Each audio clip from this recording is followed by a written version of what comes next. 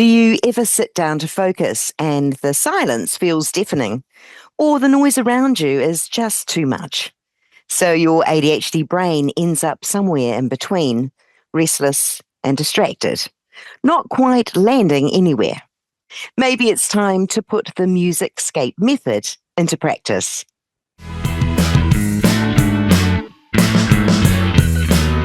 Welcome to ADHDifference Strategies.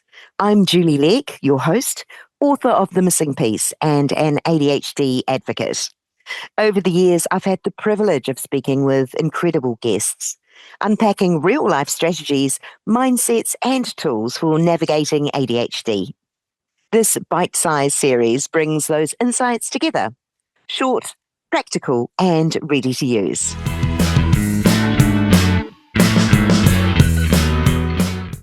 The music Scape method is a helpful strategy I explored with Meredith Jones on the ADHDifference podcast. And it centers around something many of us already use, music, but not in the way you might think. Before we get into it, I'm going to let Meredith explain part of this in her own words.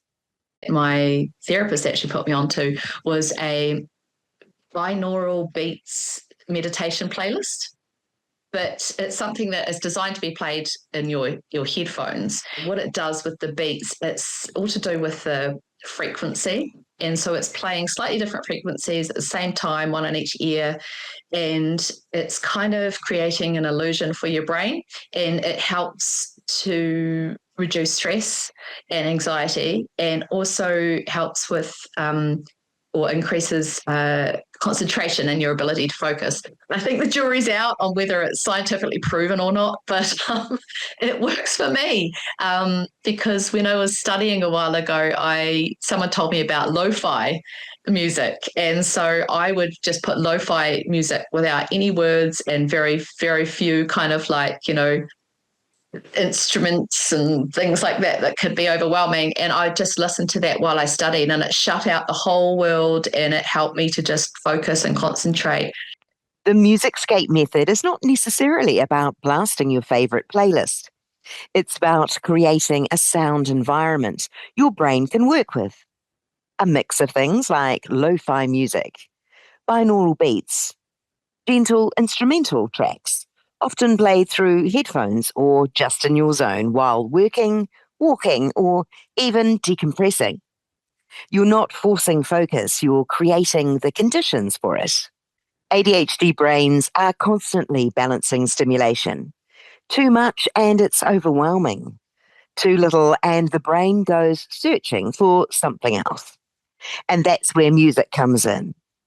Research shows that music, particularly rhythmic, predictable sound, can actually improve attention and task performance for people with ADHD because it provides just enough stimulation without tipping into distraction. It also helps regulate sensory input. Instead of random background noise, you're giving your brain something consistent, something controlled, something it can settle into.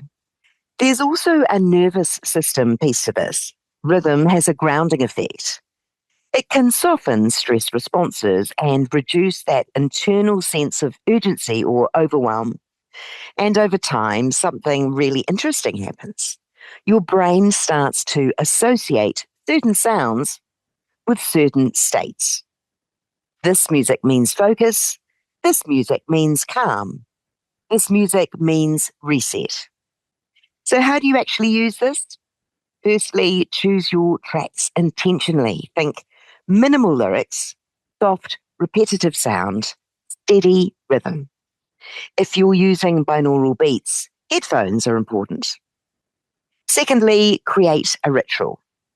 Use the same type of music for the same type of activity, so your brain starts to recognize this is work mode, this is calm mode. Thirdly, start small. Notice how your body responds. Does it settle? Does it feel easier to begin? And adjust as needed. And finally, build a go-to playlist, because the more familiar the sound becomes, the faster your brain can shift into that state. And I think this is really important. If silence feels empty and chaos feels overwhelming, this sits right in the middle. It's not distraction, it's support, a gentle layer of structure for a brain that thrives on rhythm.